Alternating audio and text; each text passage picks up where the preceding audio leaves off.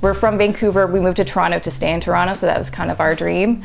And so, in order to stay in Toronto, we can't afford a house. That's fine. We're going to look at a townhouse and a condo. And so our budget for a townhouse was about $500,000, and we were able to find this place for $460,000. We could have definitely gotten, a place maybe more in the city, nicer, that we wouldn't have to fix anything up, that was a 1-bedroom, but we would be limited because, okay, we don't have an extra room if something happens and we want to start a family.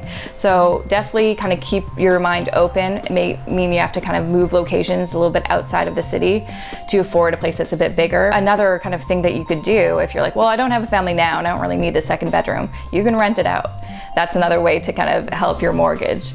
And then when the time is right and you do want to start a family, you have that room and you don't have to leave that place and spend all the money selling it and then buying a new place. It is kind of a blessing in disguise that my husband is a freelancer and works from home, because we do talk about, okay, I don't really want to stop working when we have a child after my mat leave, so he would kind of, instead of us putting our child in daycare right away, we'd figure out kind of a schedule for him to kind of stay at home, look after the kid while I work.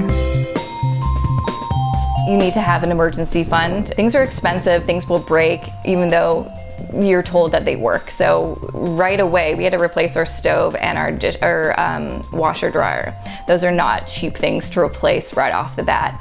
Luckily though, we did set aside a chunk of money because we knew these things happen, and everyone says, it's not just the mortgage that's expensive, it's all the things that break, it's all the things that you have to fix.